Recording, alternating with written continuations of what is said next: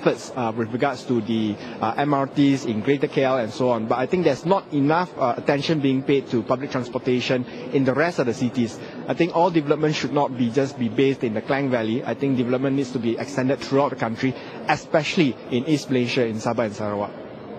Thank you very much, YB, for joining us. Thank you very much. Well, Sheahnee, whether these aspirations would be met, well, we'll just have to hear what the Prime Minister himself has to say in just a bit.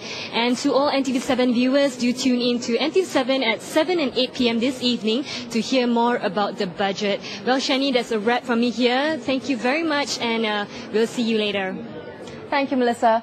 Now, we're back in the studio with my guests, NEAC's Datuk Dr Zainal Aznam, UNDP's Mr. Kamal Malhotra, and the Chartered Tax Institute's Mr. Khoo Guan. Thank you, gentlemen, for staying with us. Okay, now, we saw what YB Kari Jamaluddin and Tony Phua had to say about their wishes for the budget, and a big thing that both of them were discussing were, of course, debt, the budget deficit. It is very important for the country to be reining that in, and the opposition has stated its concerns that the 362 billion worth of debt is indeed very large. Now, how exactly can Malaysia rein in that budget in 2011, while, of course, not forgetting the fiscal incentives that we need to make the budget people-friendly? I have a slightly different advice, in fact, if you want advice. I think given the circumstance, I'm all for containing the deficit. In fact, I can be more hawkish and say that aim for a near balanced budget over the next few years. But I think given the grim outlook of the global economy and the spillovers on Malaysia, and I think the budget has to recognize growth could be much lower than before, maybe in the region, maybe below 6%. So you've got to have some kind of a mild stimulus package in this budget. And to do that, therefore, you must give up this hawkish attitude towards trying to really trim down too fast, too much, the deficit. Yeah? So I'm thinking of trying to balance this budget so that while you're trying to reduce slightly the deficit, maybe not as far as down to 5+%, 5.5%, maybe slightly below, slightly on the higher side. And secondly, in fact, to try to borrow a little bit from the market, because liquidity is so excessive, the government can still borrow domestically and not increase the external debt, so that while the debt is sort of contained in a flattish way, you're putting a bit of boost to 2011 budget. Because I worry now about next year's employment position, young graduates coming online, company wanting to retrench people and all that. That's why, as I said, I'm trying to adjust slightly. And then beyond 2011, we come back and become much more aggressive in trying to reduce our fiscal deficit. Right, so pull and push. Yeah. Pull and push, yeah? Yeah, I think they're both short-term and medium-term reasons for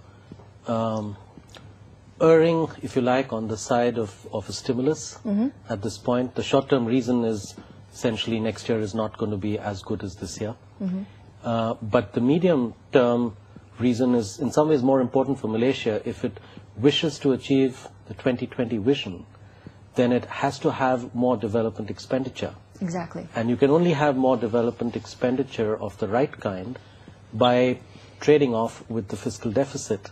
And I think the fiscal deficit should be looked at in a cumulative sense. And also, if you're making the right development expenditures, it should have a positive impact on economic growth, which will itself have, you know, a restraining thing on the fiscal deficit over the next 4 or 5 years. So I wouldn't be that concerned about, you know, the fiscal deficit this year.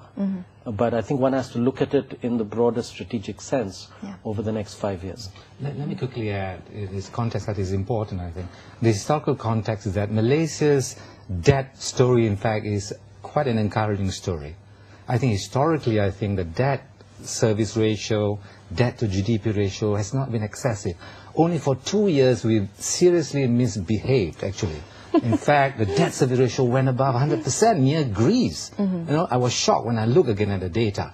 Overall, over the last 15, 20, 25 years, I think the debt to GDP ratio is hovering between maybe 45 to 50%, which is well below the OECD, which is about 60%, which is sort of the recommended level.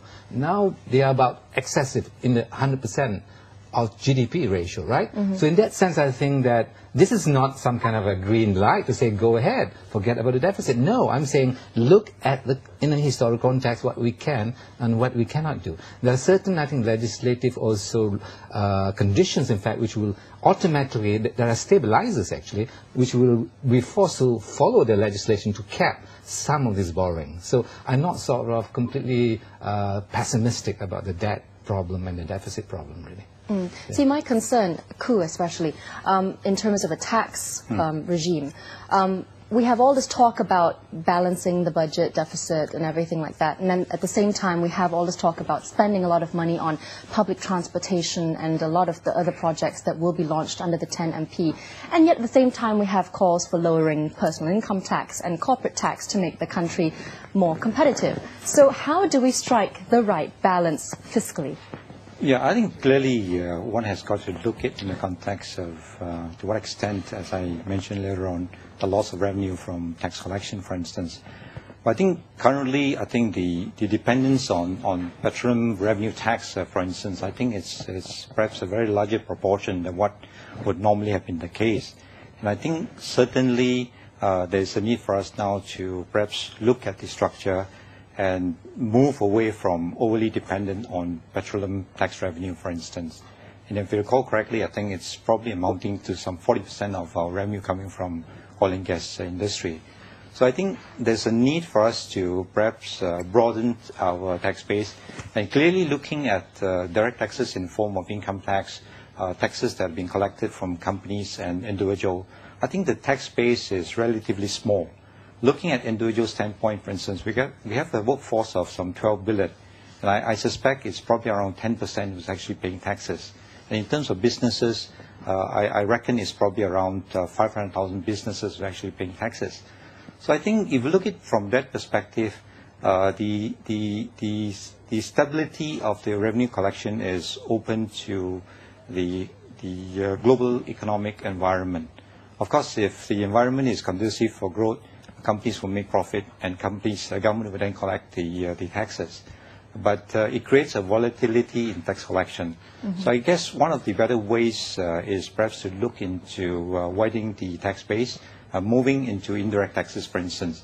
So looking at the global environment, for instance, emphasis seems to be moving away from direct taxes into broad-based consumption tax, for instance. That's why the GST being deferred is such a huge disappointment. Unfortunately, we're going to have to discuss the GST after this break. We're going to have to take another break because word is that the Prime Minister is making his way into Parliament, and we'll discuss more about that right after this.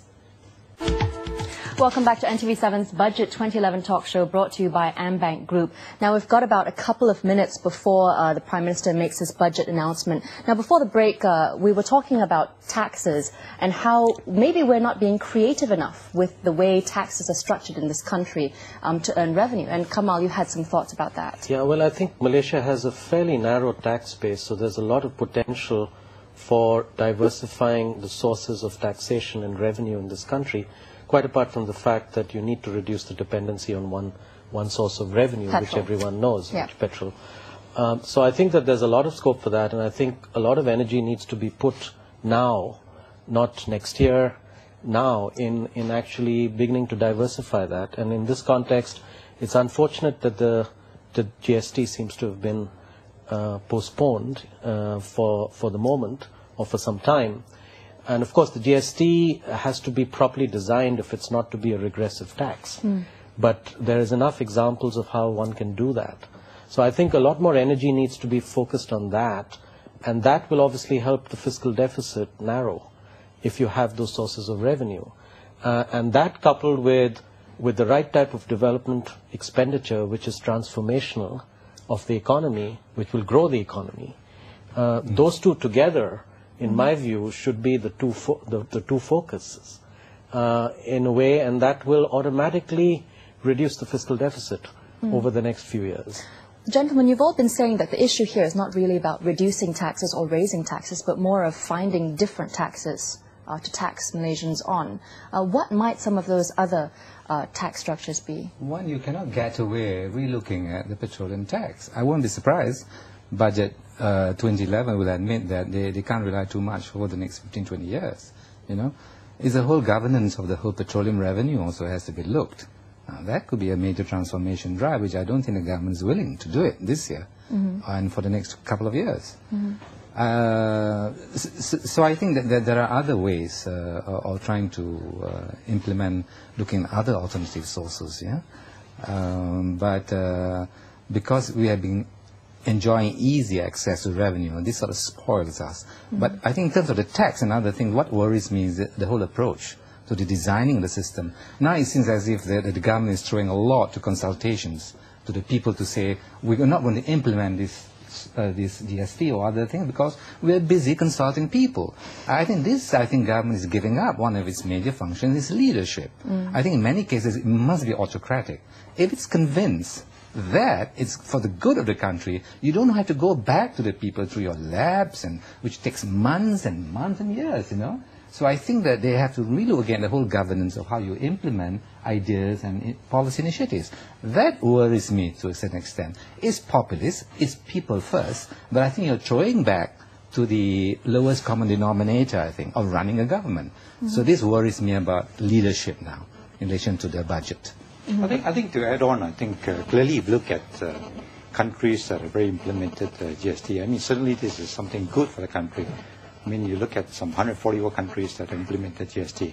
So this is, tried, tested tax, so to speak. They have been talking about GST for the last 6 to 8 years, I think. I think the design of the 6 to 8 years. The design of the GST is an issue. It has to be designed in a way in which it's not regressive and puts too much of a burden on poor people. But there are enough examples of doing that. Yeah. I have a slightly different spin to that. I think the political economy of GST is awful from a political point of view. And they don't want to do anything to upset. So that worries me in terms of talking about new initiatives. When old initiatives are not being implemented, I don't expect the government to implement new initiatives which are controversial. I think another tax that can be looked at again is the property tax or the capital gains tax. And I think this has the added value of putting a dampener on property speculation, which is an issue and concern in Malaysia. So I think that there are a range of options to look at, but they can't be postponed. Okay, so I believe that we will be tossing over to Parliament in a short while, which leaves us time for just one last question. Now, of course, since we're on the topic of tax, the Economic Transformation Programme outlined the need to create new middle and high-income jobs to attract and retain all those skilled Malaysians who are abroad. Might the government lower rates of individual tax and widen each income tax bracket to attract and retain such individuals? The short answer is no. Because what is keeping them abroad is far more than just low taxes. Not taxes. Beyond taxes again. Not enough? No. I agree that I don't think people are leaving because of the tax structure in the country. And I think the example of other countries that have been successful in bringing back their diaspora is one where, and I can speak about my own country, India, where the government has not provided a single incentive to individuals, but people are coming back in large numbers because the underlying reasons for why they left have been dealt with or are being dealt with. And so that, I believe, is what has to be looked at. That goes back to the political economy of Malaysia, because the underlying reasons for why people leave are different in different countries. And you've got to address those underlying reasons. I don't believe the tax regime is the underlying reason. Okay. Now, we've just found out that the Prime Minister is about to make his speech, so let's tune in to Datuk Sri Najib Tun Razak's second budget speech 2011.